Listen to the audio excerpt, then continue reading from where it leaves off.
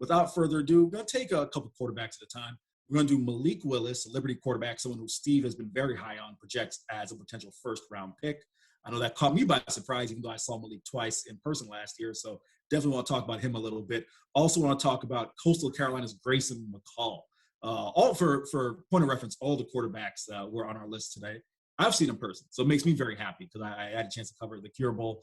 Saw Grayson. Talk about a gamer. I mean, someone who you love what he's doing there with the Chance and Jamie Chadwell's unique offense, kind of that shotgun triple option deal, but certainly an accomplished passer as well. And Steve's going to talk about a heck of a throw that he made in the touchdown throw in the Cure Bowl. And then we're also going to, we're going to go a little FIU heavy here. I promise this is not going to be the FIU podcast by stretching. It's not going to be the Shula Bowl. Shout out to the Shula Bowl podcast that you can find on Twitter. It's not going to be the Shula Bowl pod, but because I have a certain level of familiarity with FIU quarterbacks, and by virtue of that, Steve does as well, we're going to talk about the FIU quarterbacks, right? So two guys that we've not had a chance to talk about a ton.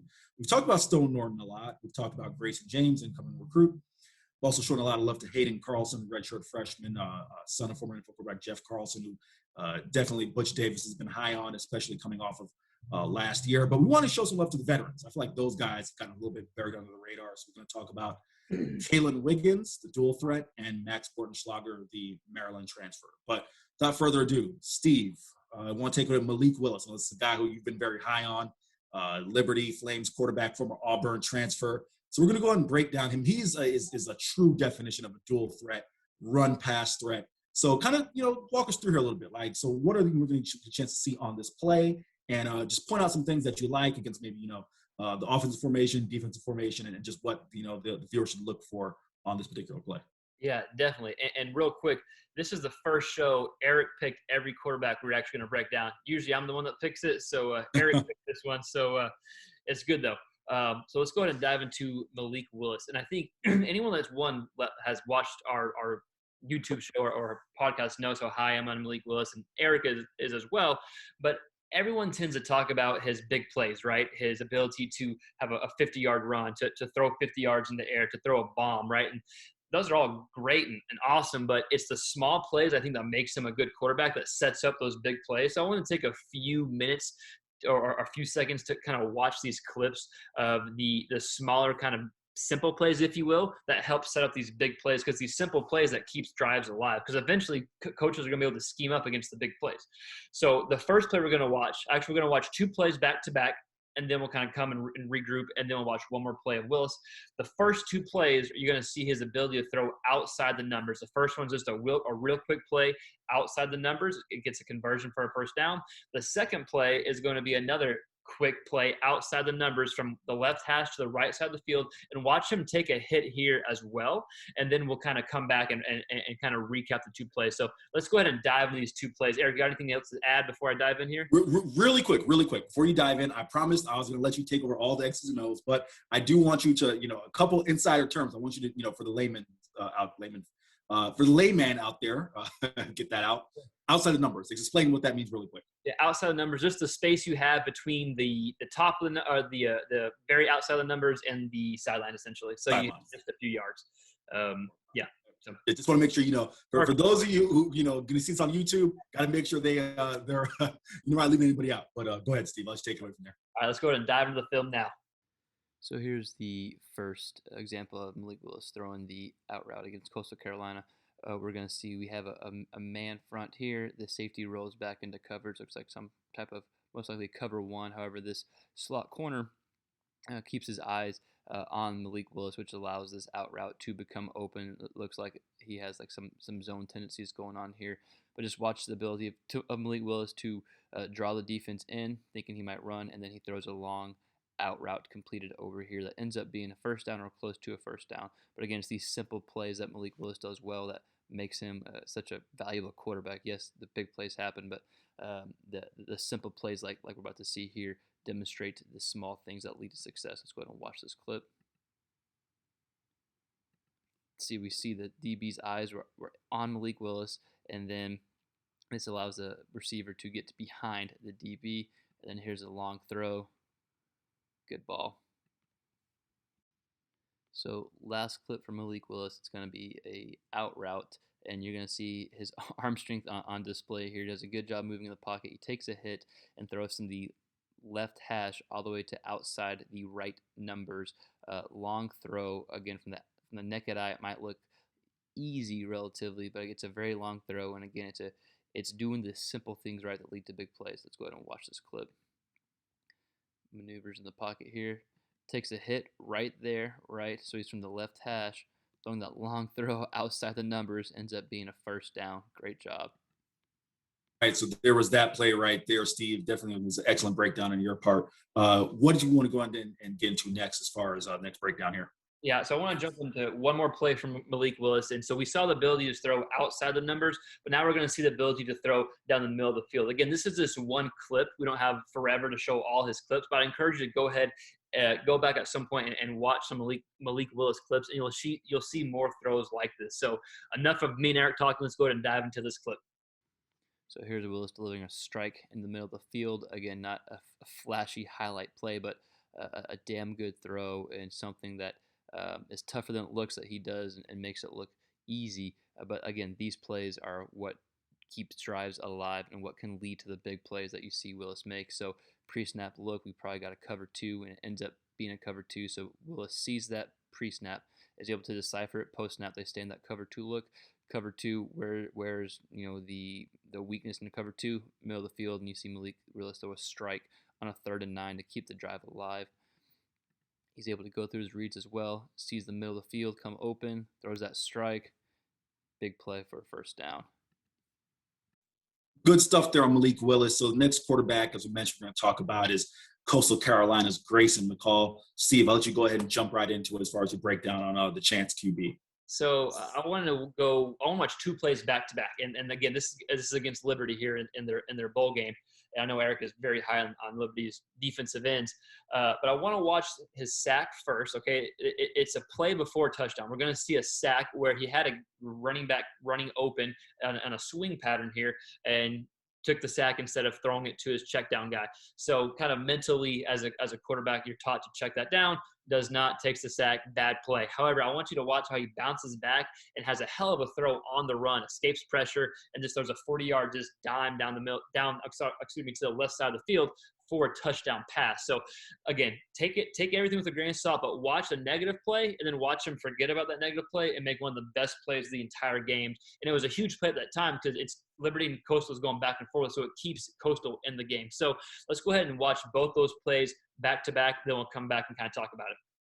So right here's a 2nd and 9, and Coastal Carolina is down 24-13 at this point in the game, midway through the third quarter. About 5 minutes left in the third quarter. We're going to see McCall take this sack here where he probably had a check down guy. He could have probably got that to pick up a good gain. However, takes a sack, loses a few yards, but is able to bounce back on the next play. So let's go ahead and just watch the sack play real quick. Like Eric said, the D-ends do crash in. He has a guy right there. Just doesn't see him. Takes the sack. Again, down by 9, 3rd and 11. They need to convert this next play. Here's a great example of just having that short memory and just having a hell of a throw here. Just a great example of McCall bouncing back here. So we're going to see Liberty is playing off man. Even down here, the DB drops back. So there's some type of cover 3 or quarters. I think they end up going to a cover 3 here. So definitely trying to prevent the big play. It's 3rd and 11. Gets pressure. McCall comes in from the 45-yard line. Takes a shot too, right? Takes a shot.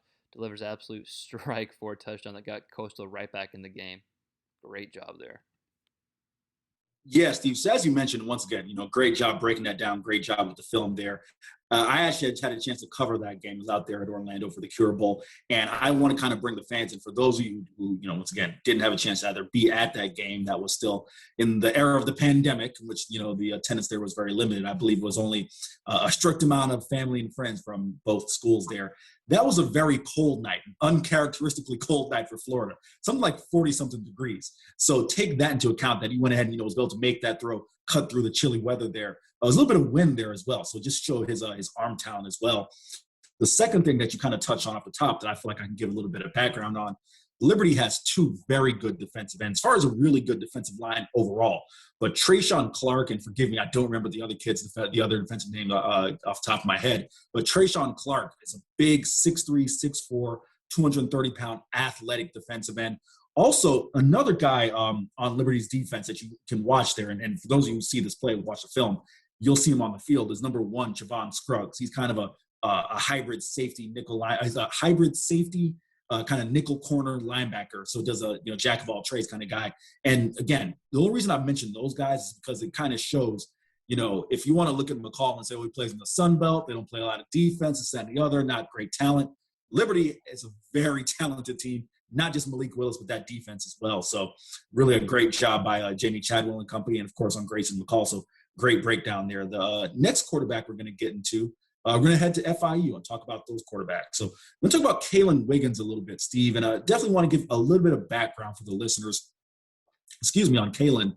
It's kind of it's a tale of two, however you want to view it, right? Glass half full, glass half empty. And this is something that I kind of take in the position is this. And Steve, I want to get your POV on this as well.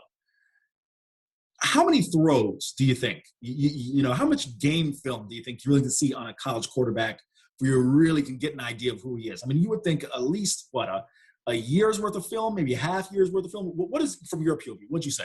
I think you'd want at least 6-ish games, right? But I think it's easier to break down the film when it's consistent, like he's starting for those games, not 3 series here, 2 series here, 5, you know what I mean? So in a Wiggins case, it's kind of tough to do, right? No doubt about it. I mean, it is absolutely tough to do. And this is the thing that, I think a lot of, the FIU fans, the very vocal FIU fans have kind of, made a point Kalen, he's shown that he can't do this, showing he can't do that. He's only thrown 57 passes in his collegiate career. That's about a game and a half worth, or if you're Steve Hamner and you're back there in the air raid, that's a game, right? He's slinging it 57 times. But I only say that to say he's a kid who's only had one start. Yep. And the rest of the time is coming in spot duty. You know what happened last year with FIU playing multiple quarterbacks. So to sit here and make an assessment about whether he can or can't throw, I think that's a bit premature. What I do think is fair is that in the limited time that you've seen him, and Steve, I think you would agree with this, you would like to see more. That's a fair assessment, right? From the limited film that you've seen, you would like to see a little bit more of him as a passer. Definitely show himself as a runner, but hasn't necessarily shown enough as a passer, but in a very small sample size. You would say that's fair. Yeah, correct. Yeah, and just to see him in different situations, right? Like in different schemes, right? And where the game plan is surrounded around him, as opposed to a different quarterback that he gets put in. So definitely agree with you. Right. So one of the reasons I felt it was important to talk about Kalen is Butch Davis, and how much of this was coach speak. Butch Davis is for the most part a pretty straight shooter. I mean, depending on the topic, some things you want to play close to the vest. But he said that Kalen Wiggins, and I guess I'll put you this way. He's not someone who's necessarily effusive with praise if it's not warranted. Butch Davis said after Pro Day that he felt that Kalen Wiggins had at that point in time, the best week and change of practices that he may have had since he's been at FIU. And, since Kalen's been there, Butch has been there, and vice versa. So Butch has coached him his entire career, so he has the authority to say that. So without further ado, I felt, the best film, at least from 2020, to really assess. A lot was made about the game he had against New Hampshire, and he set the school record for rushing yards by a quarterback. But that's against an FCS opponent, right? Why don't we take a look at him versus a CUSA opponent? Final drive of the game against Western Kentucky. The team is down 20-something points. I believe at that point in time it was 38-15, something like that. So down 20-something points. It was something like 35 unanswered points or 25, something to that effect. It was a long day in Bowling Green. Nevertheless, Steve, you had that entire drive to kind of, assess what you could see from Kalen as a passer and a runner. So I'll let you go and take away with your analysis from there. Yeah, so I think that the biggest takeaway is, again, just one drive, and it was the end of the game. You saw his ability as a runner, but then you saw how that can kind of hinder you as well whenever you have only been using kind of running packages for the most part, right? Then sometimes you're one read, you do one read, and then you no one's there, you take off and run. You do run read, you kind of have happy feet in the pocket, which is what we talked about, and then that leads to kind of faulty mechanics and this several different kind of suboptimal results and suboptimal throws. So I think that's a good drive to watch because he does have a good throw. Like you do see some stuff that's there from Wiggins in that drive, but you also see the premature movement of the feet and some of the faulty throws that's because of that. So I think let's just go ahead and jump in some of those plays from the drive and then kind of wrap that up. So here's the first example of Wiggins. We're going to see him roll out, break the pocket, and kind of throw an ill-advised throw where if he would have stepped up into the pocket, there could have been a guy that comes open. Western Kentucky brings 4 and drops everyone back into coverage. We're going to watch the play. So we see he could step up in the pocket here as opposed to break out. He does show good athleticism breaking out, but if he steps up in the pocket, maybe something's there, maybe not. Regardless, able to break out here, then throw an ill-advised throw that should have been a pick. And we'll go ahead and watch the play next, which is actually a good completion on Wiggins' part. So here's a good example of Wiggins using his athletic ability and demonstrating his ability to throw on the run and make a play when nothing is there. Good job on a 4th and 8. Gets up in the pocket, finds his guy. Good example there. Yeah, Steve. So again, great job on the breakdown there. I think one of the things to also kind of provide a little bit of context here is that's, as far as Western Kentucky's defense, that was a very athletic Western Kentucky defense. In 2019, one of the top defenses in CUSA. In 2020, still a very solid defense. Their overall performance was harmed, really by suboptimal play on the offensive side of the ball. But when you're going against D'Angelo Malone, who's been one of the top defensive ends in CUSA over the past 2 years, that's not helping things. Kid Roger Cray, who's a linebacker. See, get this. I want to make sure. I can't remember if it was Roger Cray or Eli Brown. I believe it was Roger Cray. In the next podcast, I will go back and correct this if it was not Roger Cray. But he was a kid who is about 5'11", 6 foot, 200 pounds, runs a 4.4, is bench pressing about 385, 390, and had like a 40, 41-inch vertical. So that just goes to show you have crazy type of athletes all over college football. And that was one of the guys who was playing linebacker safety as well. So that goes to show you the athleticism of Western Kentucky's defense that Kalen Wiggins was facing. But let's go ahead and talk about the final quarterback we're going to talk about today. It's FIU's Max Bortenschlager. The Maryland transfer, he was someone who was part of that 3-headed quarterback rotation last year, and obviously, didn't necessarily have the results that FIU fans would have wanted. But we'll go ahead and talk about him. So someone who was a veteran, right? He's a very smart kid. Already graduated, I believe. I can't remember if he's pre-law, if memory serves me correct, but nevertheless, Max Bortenschlager, definitely well regarded for his smarts and IQ. First thing we're going to talk about, though, really is when he came from Maryland, part of the reason he didn't play his final year and change was like ankle injury. And, that may have played a factor in terms of ability to get out of the pocket and make some plays. But overall, whether it was Kalen Wiggins, Stone Norton, or Bortenschlager, one of the things that really plagued the FIU offense was them being the quarterback, holding on to the football. This is a little bit too long when you got, plays that are being made. So I want to go ahead and toss this to you, Steve. It's a very common concept throughout college football, right? Doesn't matter which offense, kind of those mesh routes, right? Those are routes that, designed to get the ball in your hands quickly and get into the receivers, and they can kind of go ahead and turn it up and make the field and turn it up the field, and make plays. So I don't want to veer too much into your X's and O's. That's going to be your forte here. But kind of walk us through what we're going to see here on this play. Yeah, so in this film, you'll see Max hold on the ball too long ultimately and take a sack. But as far as a play design, you have a mesh concept, which was generally you have 2 slot receivers running just crossers. There's short crossers, and ideally one comes open. This play is a mesh point or a mesh sit where you have those crossers, but then you also have a tight end comes and sits behind. So you have crossers coming and then a tight end sit behind the crossers.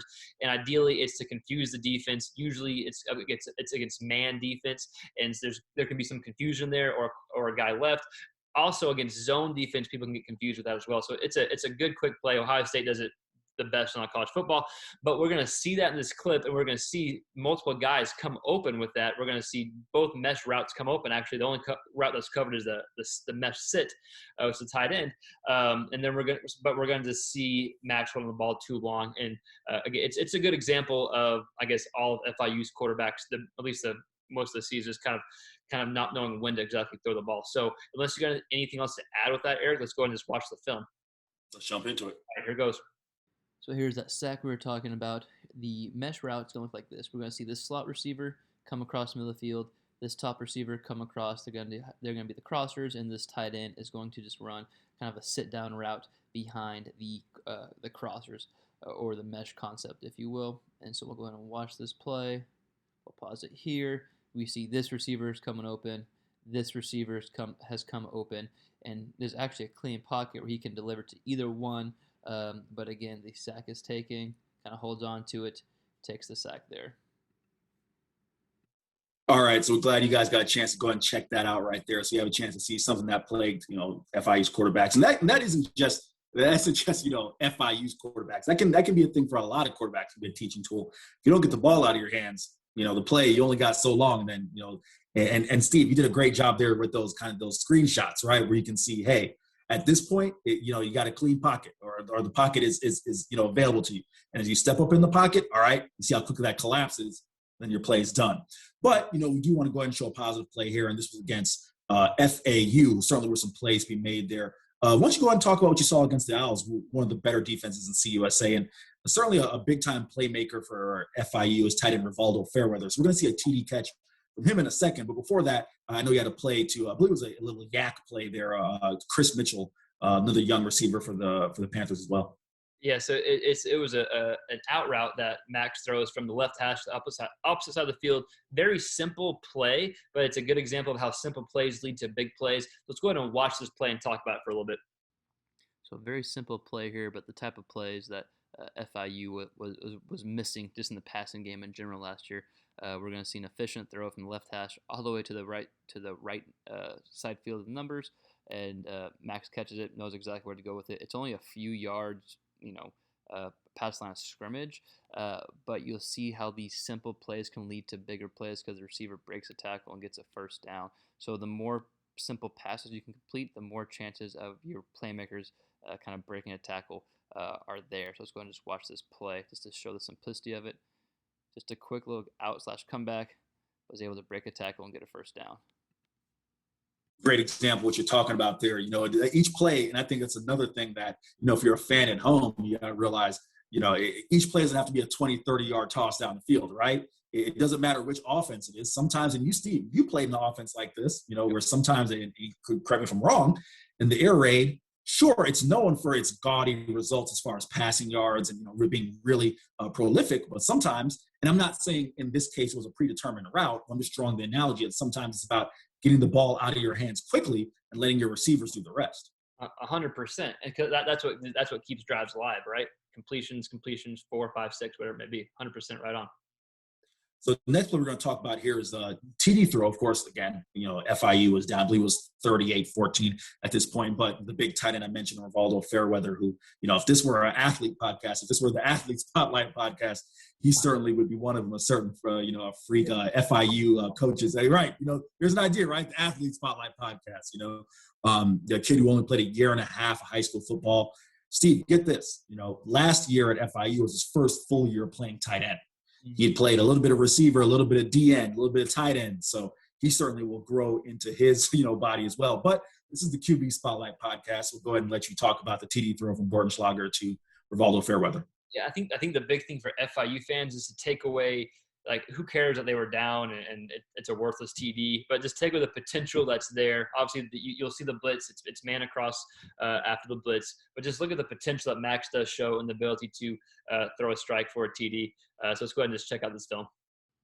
Here's a touchdown throw from Max. We'll see FAU brings pressure. But again, this is just a good example to show the potential that Max does have once comfortable in the offense. Again, focus on the potential. Good strike, middle of the field. FIU receiver does the rest. All right, so there's a great job again on that breakdown, Steve. Anything else you want to add really quick? Once again, I really hope that the fans at home enjoy this because, once again, we're still going to do the podcast. You're going to get a chance to hear our voices. You're going to see a little bit more of our faces. So, we apologize to the folks at home. But this is something we're going to try to do a little bit more of is kind of bring you guys inside what we're talking about as far as, when quarterbacks are making certain decisions out there. And then once we get into the season, maybe we'll pull back a little bit and emphasize the podcast overall because we're going to be talking about quarterbacks from all over the nation. But in the offseason, we want to kind of show you why Steve is high on certain quarterbacks. So, Steve, how'd you feel? First run at that. Everything all right? Yeah, no, it's good. And like Eric said, like if there's any suggestions at how y'all want us to do this differently, please let us know. And we got some stuff that we're working on to kind of make this smoother and to kind of make it a little more ESPN type feel. Me and Eric's version of ESPN. Yeah, exactly. Our version of ESPN. Want to bring on any copyright infringements there. But without further ado, want to thank you for listening and thank you for watching. You can find this podcast on various podcasting platforms. Steve, where else can you find this podcast really quickly? I find this on Podbean, of course, and then find this on at NFLDraftDiamonds.com. Their Twitter handle is @DraftDiamonds. They do a great job putting out content for kids that play at small schools, and they do a good job. They help us put out our content as well. So just go ahead and check out their stuff. Real good stuff there.